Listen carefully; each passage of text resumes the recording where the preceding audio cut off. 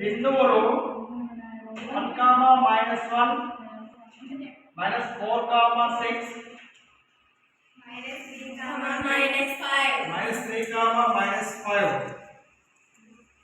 శీర్షాలుగా గల త్రిభుజం యొక్క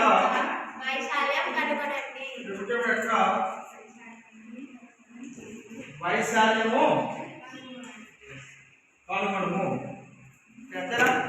చూడండి చూడండి, బిందువులు 1, 2, 3 శీర్షాలుగా గల త్రిభుజం యొక్క వైశాల్యం కనుక్కోవాలి. ఓకేనా? ఇక ఎన్ని శీర్షాలు చెప్పండి? 3 శీర్షాలు వచ్చాడు కాబట్టి మొదటి శీర్షము, రెండవ శీర్షము, మూడవ శీర్షము చెప్పండి. ఇచ్చిన శీర్షాలు x1 y1 1 -1 అంతేనా? రెండవ శీర్షాన ఏమంటారు?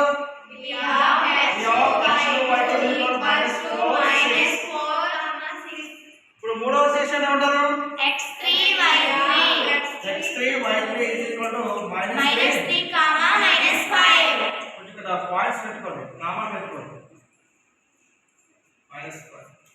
ఓకేనా? ఈ 3 శీర్షాలు వచ్చాయి కాబట్టి ఈ 3 శీర్షాల ద్వారాగా త్రిభుజం యొక్క వైశాల్యం ఫార్ములా సరిపోదు కదా? చెప్పండి. త్రిభుజం యొక్క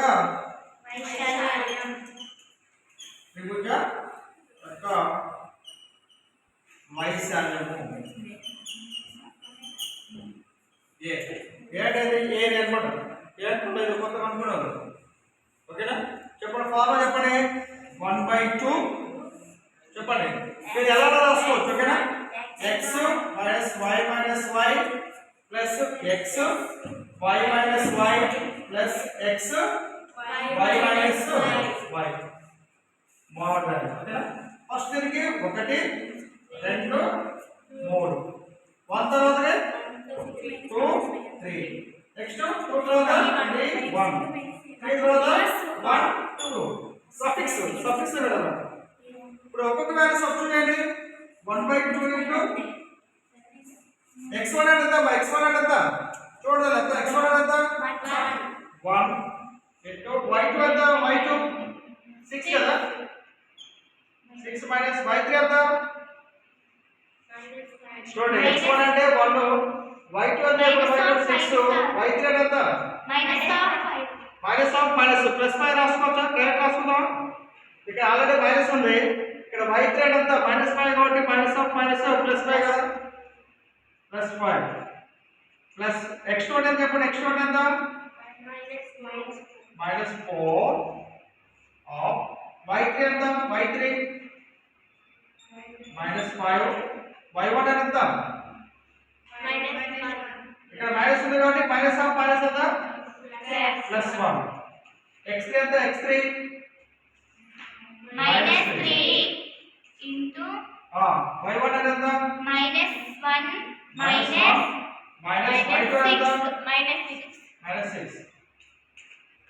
వాల్యూస్ మీరు ఇక్కడ ప్రతిక్షేపించుకోవడం. అక్కడ 1 into 11 plus -4 into చలో -4 కదా? -4 into ఎంత ఇది? -4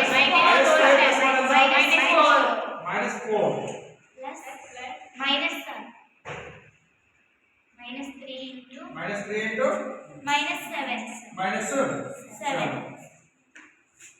1/2 into 11 -6 ఎంత?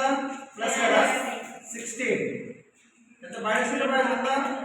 ప్లస్ 21 కదా? అంతేనా? రాలేదా? 16 మూడేళ్ళంతా 2 కదా? -6 ప్లస్ ఎంత? ప్లస్ మొత్తం చెప్పండి ఎంత? అన్ని ప్లస్లే కాబట్టి 11 16 21 మొత్తం చూడండి. 7 8 38 48 2 కదా? 21 48 ఇప్పుడు mod 48 అని చెప్పండి. ఇక్కడ మైనస్ ఉన్నా కానీ ప్లస్ ఉన్నా కానీ మీరు పాజిటివ్ వాల్యూ తీసుకుంటారు. mod అంటే దూరం అనేది దూరం నెగిటివ్ లో ఉండదు, పాజిటివ్ తీసుకోవాలి మనం. ఇక్కడ -48 ఉన్నా +48 ప్లస్ 48 ఉన్నా కానీ మీరు 48 తీసుకున్నారు మీరు. ఓకేనా? ఇప్పుడు మారు వేలు తీసేయండి. ఎంత 1/2 into 48 24 units madam. Square units పైసలే కావాలి. ఓకేనా? ఏరియా ఒకటి స్క్వేర్ యూనిట్స్.